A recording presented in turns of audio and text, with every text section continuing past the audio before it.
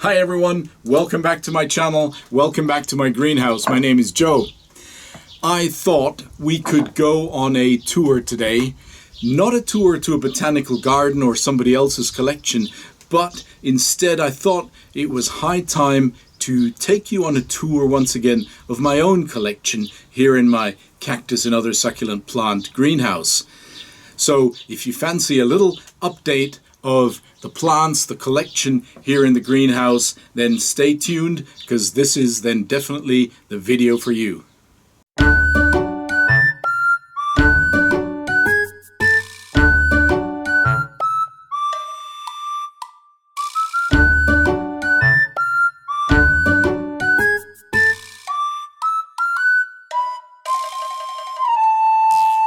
Welcome back everyone, my name is Joe. It is August, so we're really in the middle of summer, and we've actually had the advantage here in Central Europe of an amazing spring and early summer. So the months of March, April, May, June, they were just spectacular for our cacti, and we had a lot of sun, we had really warm temperatures. A lot of the plants were actually already in bloom way ahead of their normal schedule, if you like. So a lot of front loading with the flowers and a lot of front loading with the activity, the growth. Then came July, and July actually stopped a lot of the plants here in their tracks. It was incredible. The temperature suddenly dropped. We had very cool nights, very cool days, and very wet days.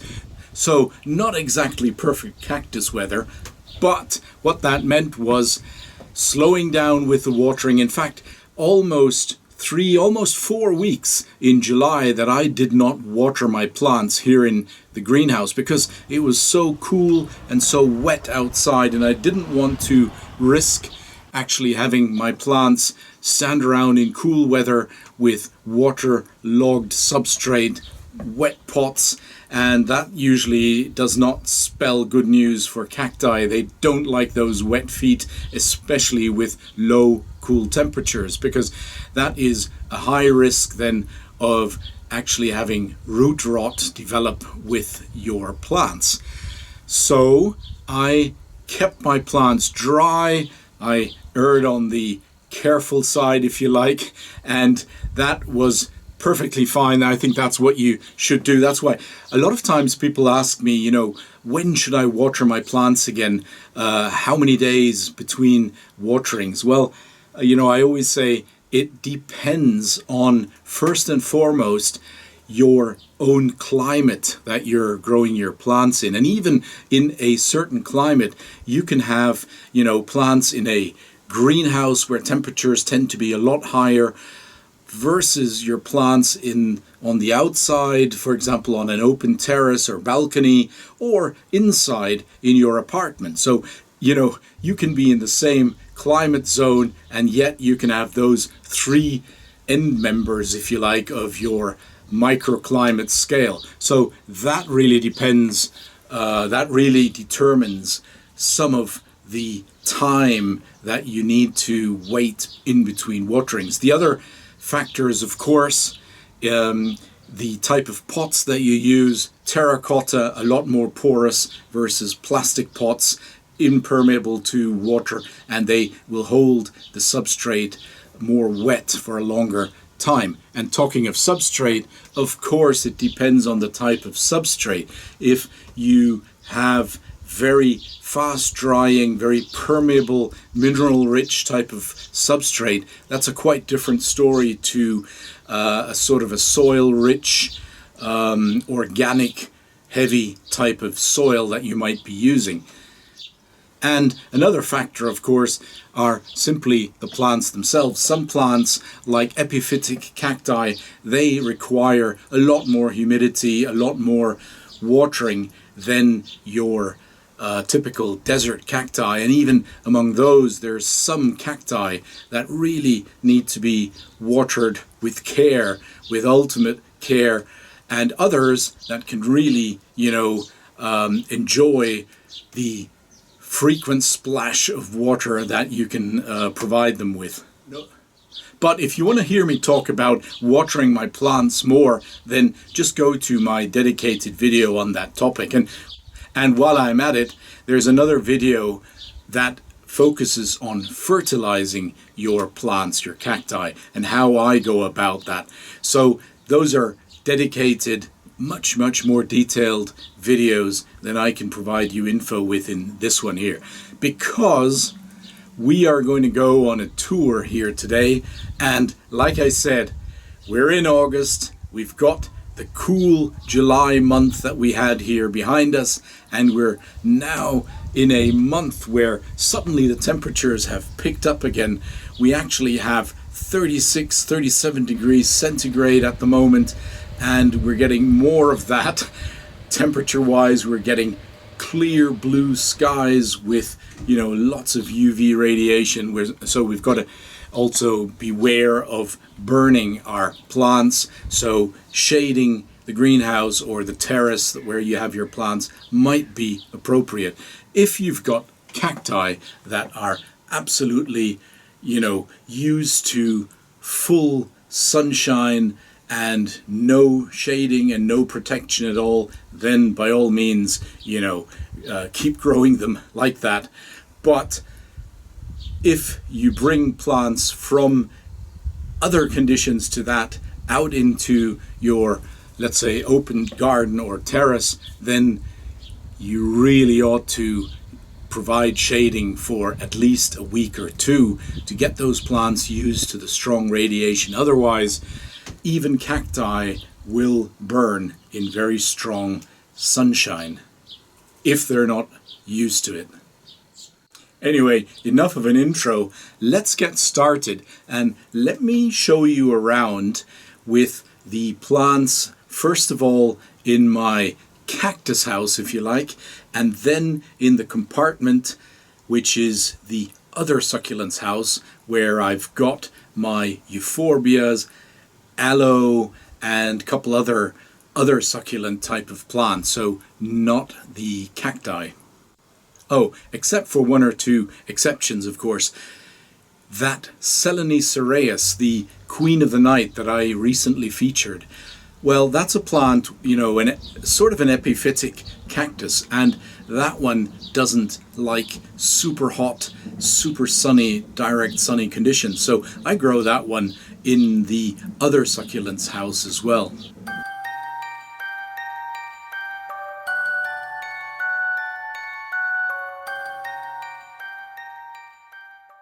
A warm welcome, everyone, to my little cactus paradise, my little cactus nirvana. This is my oasis of calm, my oasis of serenity, and this is where I enjoy my plant collection. A lot of cacti, a lot of other succulent plants. I haven't counted them for a while, but probably around 1,000 plants in total here. And you can see that I've arranged them. I like staging, I like arranging my plants in a way that, they're perhaps not all grouped by certain genera or species or so, but I try and group them a little bit aesthetically, and I like to display them aesthetically as well. So this is something that I really enjoy doing, just staging cacti in a way that, I come in here, I come into my greenhouse, and immediately I am in my zone, so to speak, and I can just enjoy my plants, and hopefully they can enjoy me. And, the interaction with the plants is, of course, something that is a fantastic hobby to have. Now, what you can see already is probably, there's a mix of different species, of different genera, and there's also a mix of cacti, agaves, and in this particular part of the greenhouse, there's not many other succulent plants. We're going to look at those in the separate compartment, if you like.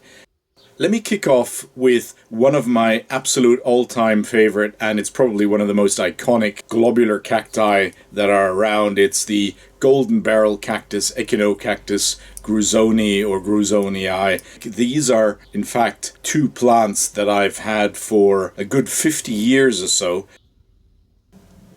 In addition to this normal, standard, natural golden-spined form, I also grow three varieties, and they're all three horticultural cultivars. So they're not from their natural habitats, but they were actually grown in cultivation. It's the white-spined variation albispinus here.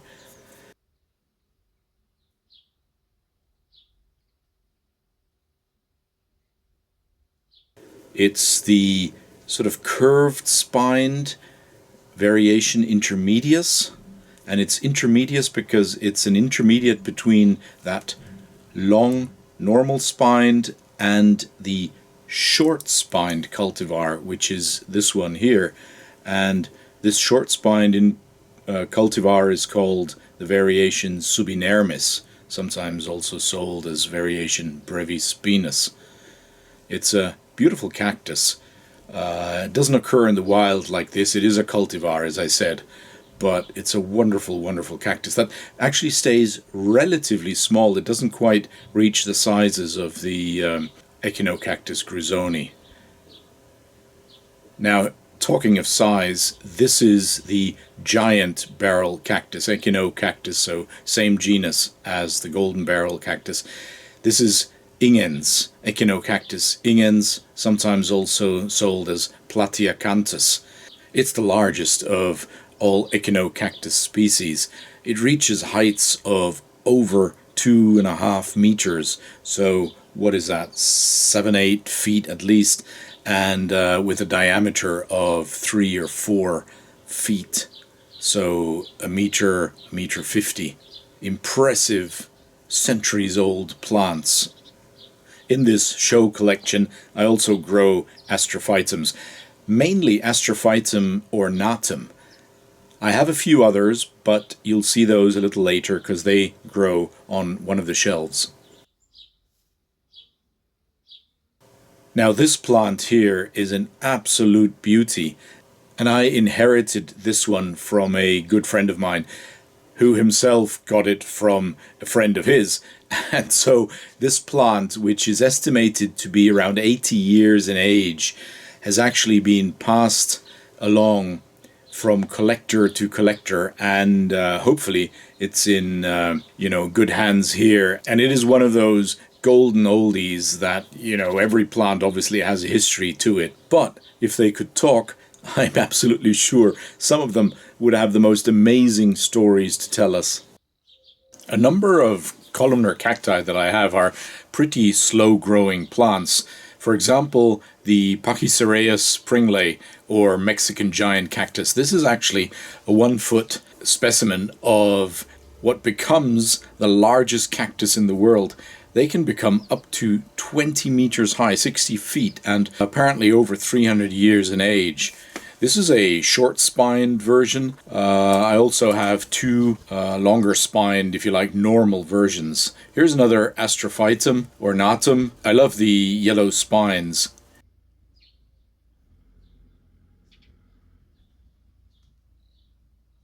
And there's a couple of other columnar cacti that I grow here.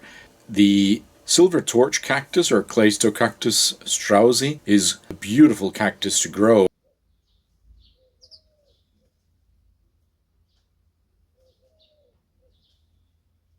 Thelocactus geometrizans, a beautiful blue columnar cactus.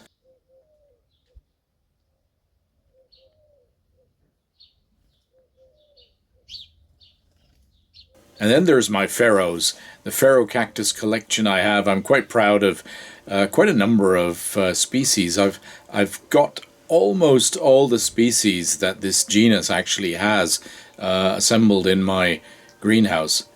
And quite a number of them are nice 15-20 centimeter specimens. A number of them have already been regularly in flower. You'll see the Ferocactus glaucescens, for instance. That is a wonderful bloomer in the spring. Ferocactus pilosus, or what is sometimes also called Steinase, the fire barrel cactus, fantastic, especially the spines in the evening sunlight.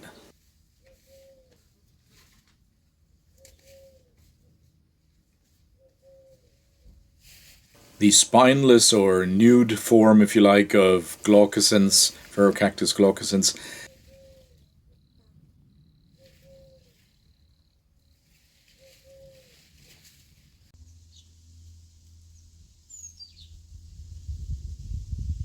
And this is a relatively rarely grown one, Ferocactus alamosus, and it's the subspecies Repenhageni.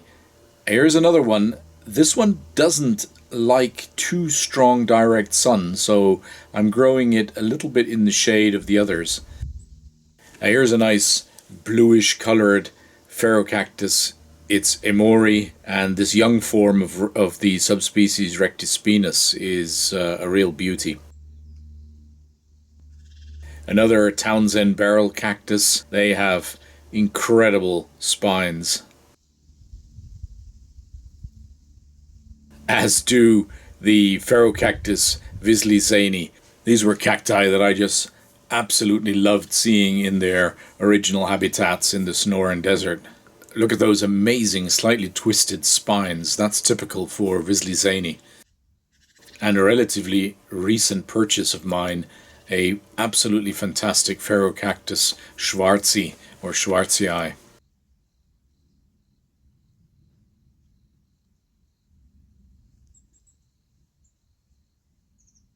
How about some special spines? Ferocactus hamathacanthus. It used to be called Hamatocactus hamathacanthus, but it's now part of Ferocactus.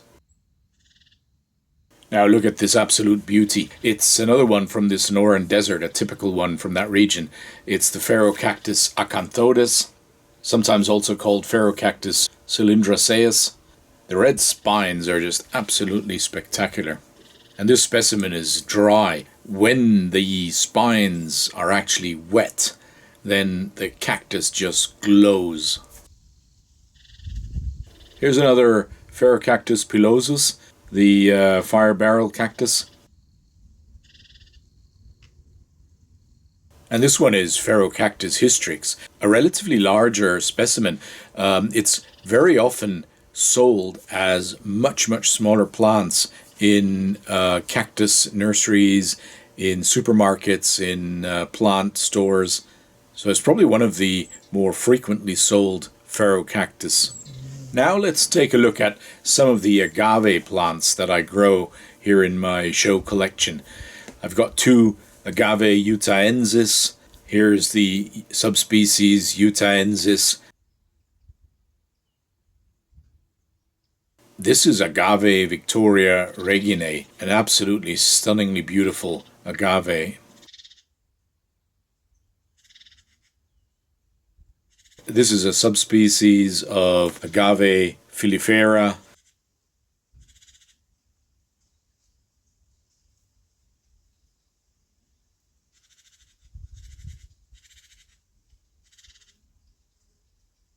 And how about this one? A wonderful specimen of the agave cultivar Goshiki bandai. It is a form of the agave Lophantha. It's such a beautifully ornamental agave with those color zones on each of the leaves: yellow, dark green, light green. Another beauty is a hybrid of Agave pygmaea that I grow. It's called the dragon toes, and this one is sort of a silvery blue colored agave with red brownish tips, and the teeth on the sides of the leaves are actually beautifully reddish brown as well. A real eye catcher and centerpiece of the show collection is, of course, the blue cactus, the Browningia hertlingiana. It's truly a cactus for all fans of blue cacti, and there are not that many. You saw one earlier, Thelocactus geometrizans, the taller one. This Browningia is originally from southern Peru. Mine is at this point only 30, almost 40 centimeters high, but they can reach heights of 8 meters in habitat, so that's over 20 feet. I love the contrast of the colors of cacti. So the contrast to this beautiful cactus called Weber-Bauerocereus johnsoni, quite a mouthful, I find fantastic. So in terms of staging, they're quite nice to have as neighboring plants. The bright yellow is such a beautiful contrast to the blue. And here's a quite special cactus as well. It's one that you might have heard of, the creeping devils. They're from originally Baja California, and they, as the name says, they creep on the ground. Again, just a quite small specimen that I grow here, but I love the spines and the looks of this plant. It will gradually lean over and also start its creeping growth. This very unusual looking cactus used to be called Trichocereus, and that's what the label actually still says, but lately it's been moved into the genus Stenocactus, so the same as the creeping devil we just saw. Isn't this an unusually formed cactus? It's a columnar cactus, again, that grows quite high, but still a relatively young specimen in my collection. Now, talking of weird cacti, here's a monstrose form of the Thelocactus geometrizans we saw earlier. And yeah, its popular name is booby cactus. No further comment. Just take a look at it and let your fantasy roam.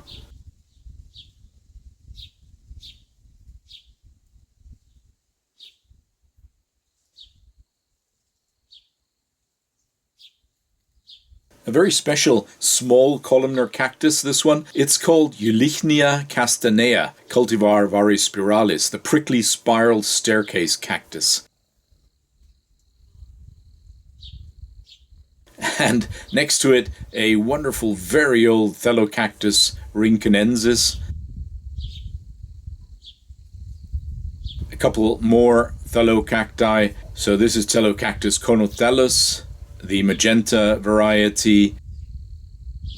This is a yellow flowering subspecies, the auriflora of that same Thelocactus, and yet another Thelocactus conotellus subspecies. It's a wonderful yellow, orange, pink flowering version.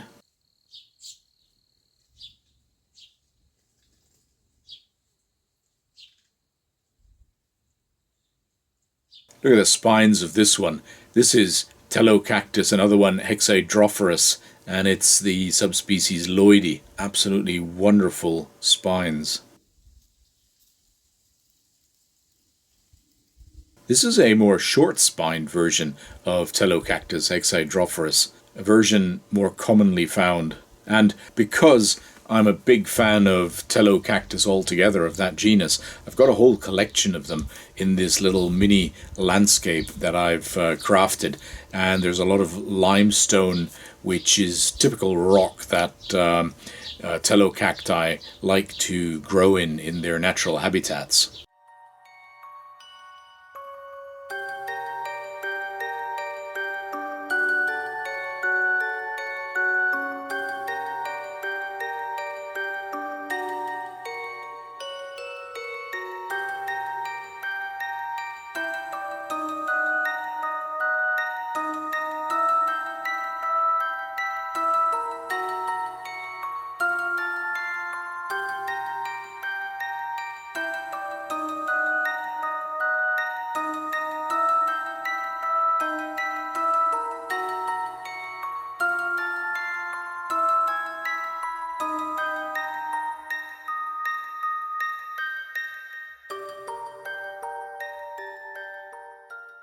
Another collection I have is that of mainly Notocactus cacti. So these are all, of course, these days called Parodia, and there's a whole variety of plants from this genus, now all called Parodia, like this Parodia autonis.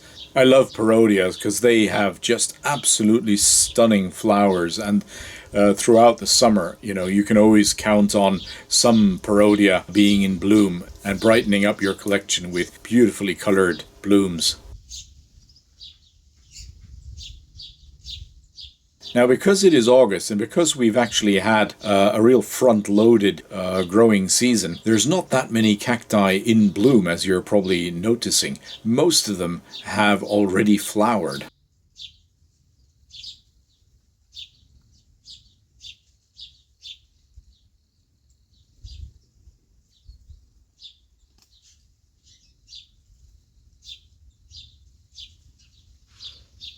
As, for example, this yellow tower cactus, Notocactus lenninghausi.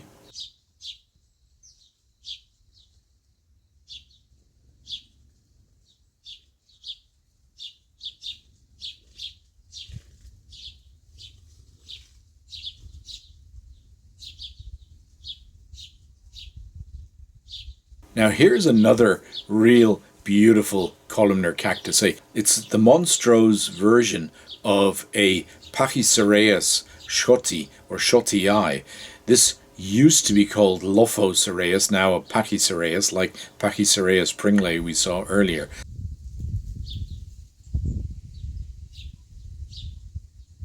It is probably more commonly known under its popular name, the totem pole cactus, and it really does resemble a totem pole of some of the Native American people.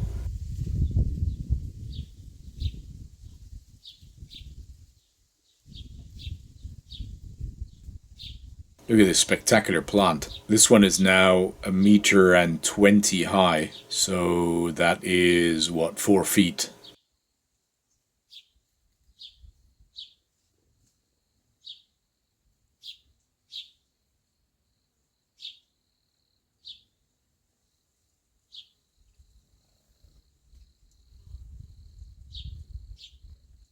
Another very cool and unusual cereus or columnar cactus is the spiral cereus. I grow 2 specimens there. You just saw the smaller one there among the other cacti, and here's a taller specimen which is slowly spiraling its way up to the top of the greenhouse. Here's some of my more rare cacti. I've got my Lophophora collection. I've got Aztekiums. I've got Strombocactus, Obregonia, various Ariocarpus,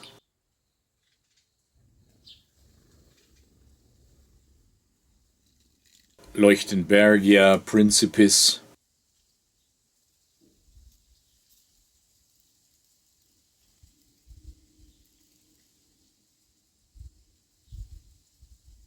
and this woolly columnar cactus is Espostoa melanostele.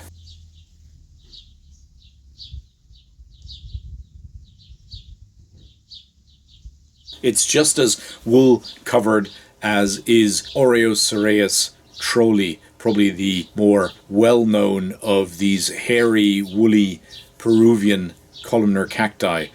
Eriosyce trolli, or the old man of the Andes cactus. These plants, in their original habitats, actually they grow in altitudes up to 4,300 meters above sea level. It's just stunning. Here's a second specimen, a beautiful specimen with 3 younger stems, another Eriosyce trolli or trollii.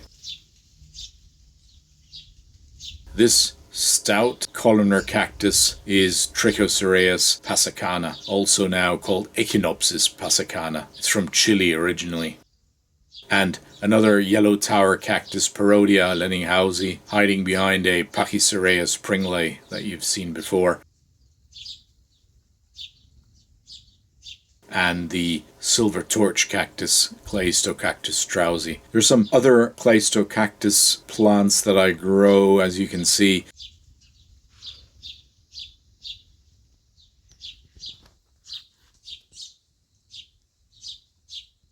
This beauty is Trichocereus peruvianus, but it's the very long-spined cultivar longispinus.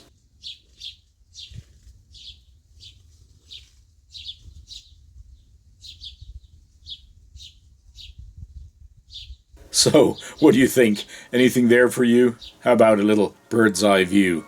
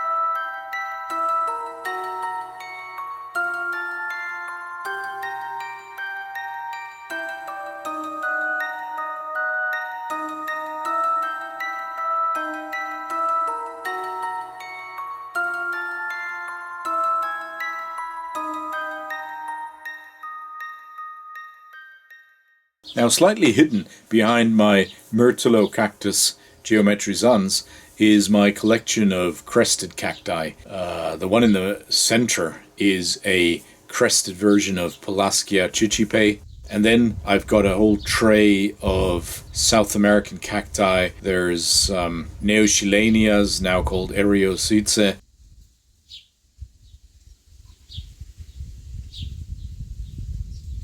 There's Copiapoa cacti there. You can see Cinerea.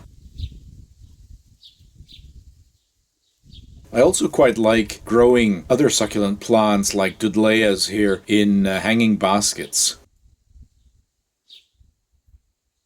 Coryphanthas, Gymnocalyciums,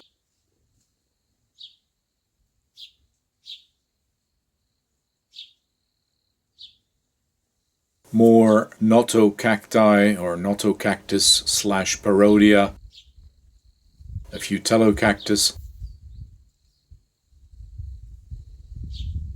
Here are my 3 Carnegie giganteas, golf ball to tennis ball size. I haven't quite reached the dimension of the big Sonoran Desert versions that I saw last year. Here's some Eulychnias and some beautiful Chilean Trichocereus chilensis. Look at those spines. By the way, if you like cacti with special spines, take a look at my recent video that features cactus spines, and I show some of the real awesome beauties from my own collection there. Here's a hanging pot with a Coryphantha hastifer.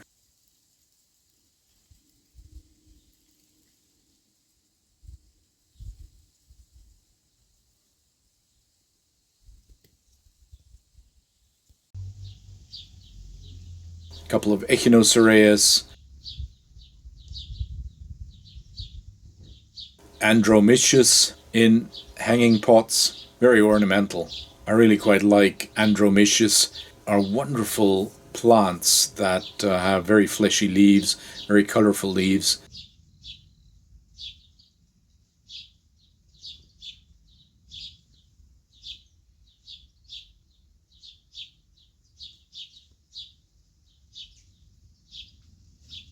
This is a pretty old specimen. Don't ask me what the species name is. I picked it up as a small cutting about 10-15 years ago, and it's slowly grown to this wonderful little gem in this hanging pot, and it sort of spills over from the pot. Look at these wonderful hanging branches. There's the burrow's tail in the background next to the totem pole cactus.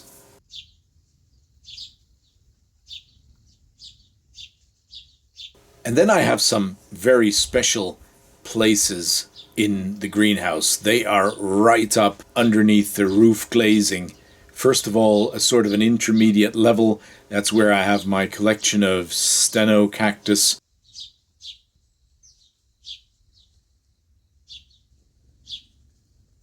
And also a whole bunch of Mammillarias.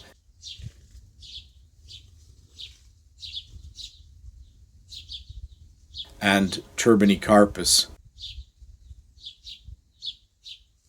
And last but not least, a little collection of Echinocereus, various Echinocereus. It's a pretty warm, hot location, and that, of course, is what most of them love.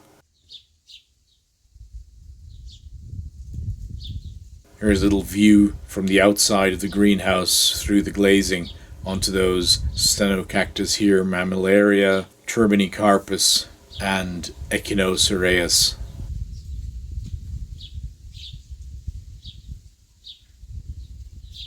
Closely watched by my little brigade of bats. I always get asked whether they're real. They're real, yes, but they're not live.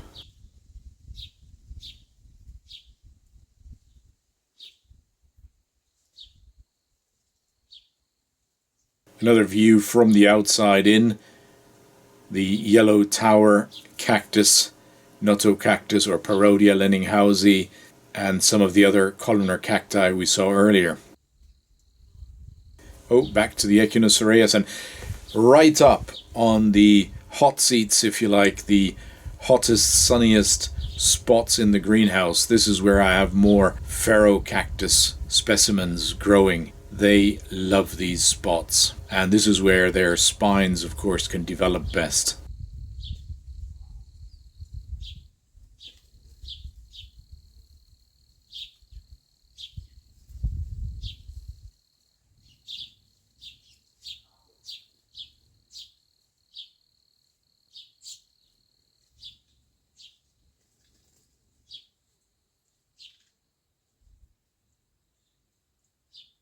More Ferocactus.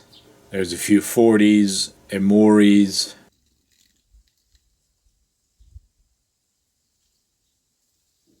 Ferocactus chrysanthemum.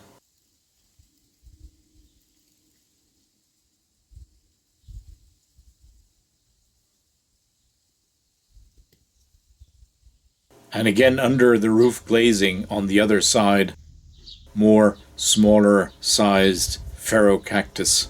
There's various Acanthodes.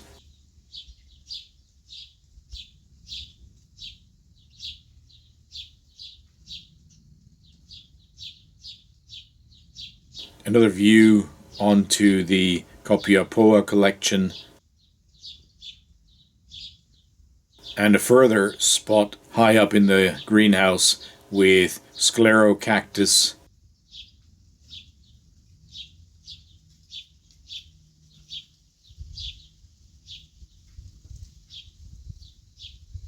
There's Echinocactus horizontalonis. There's more Ferocactus and more Echinocactus. Here's two more specimens of the ingens we saw earlier, Echinocactus ingens and Sclerocactus uncinatus wrighti. Oh, and here's a little flower, Haematocactus setispinus or Ferocactus setispinus in flower. And as I promised earlier, more Astrophytums. These are my myriostigmas, including a beautiful myriostigma nudum, the one without the typical white dots.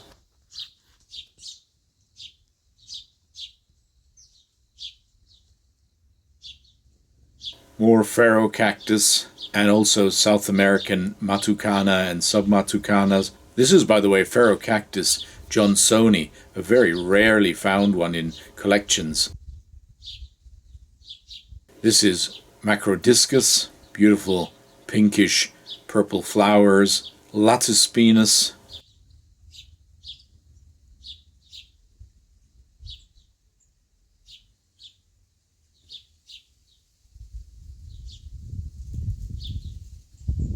So we're right up at the top of the greenhouse here. Here's a basket with a wonderful old monkey tail cactus, Cleistocactus colademonensis. A few more impressions from higher up in the greenhouse. You're probably bored by now, but personally, I can't get enough of this view of beautiful cacti.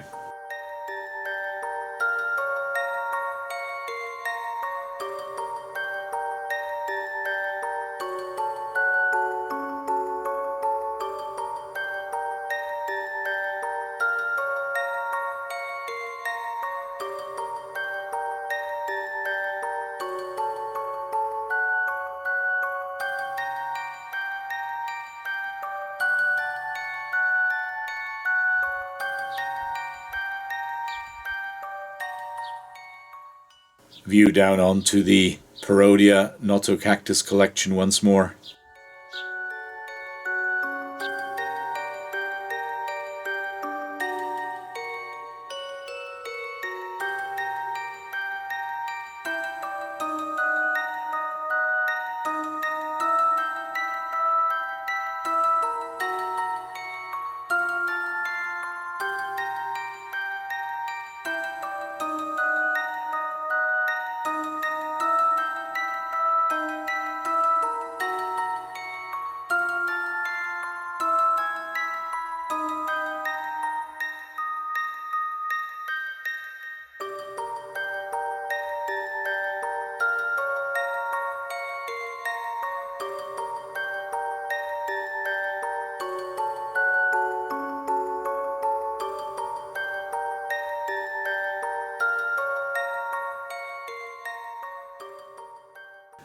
Well, there you go. I hope you enjoyed that tour through my little collection, and I hope you enjoyed the plants. Let me know if you had any favorites or if you have any questions. I'll try my best to answer in reasonable amount of time. I can't promise that I'll always answer straight away, but those of you who've been around and who've subscribed to my channel long enough will know that I might sometimes be a little delayed, but I definitely will answer your questions and your comments. Now, on that topic, if you liked the video, obviously that'd be great if you just clicked a like. If you haven't so far subscribed, then please go ahead and subscribe. Great way of supporting this channel. And if you have any comments, any requests for topics, for example, just let me know. Drop comments and suggestions and things like that in the comments boxes below. Well, that's it for today. I realized that I have quite a bit of footage, so I decided to cut this video into two parts, and this takes care, if you like, of part one. And I hope to very soon see you again on my channel, because I'll be posting part two shortly. That's it for today. I hope you enjoyed this video. Thanks so much for your time. Stay safe and hope to see you very soon again. Until then, happy growing.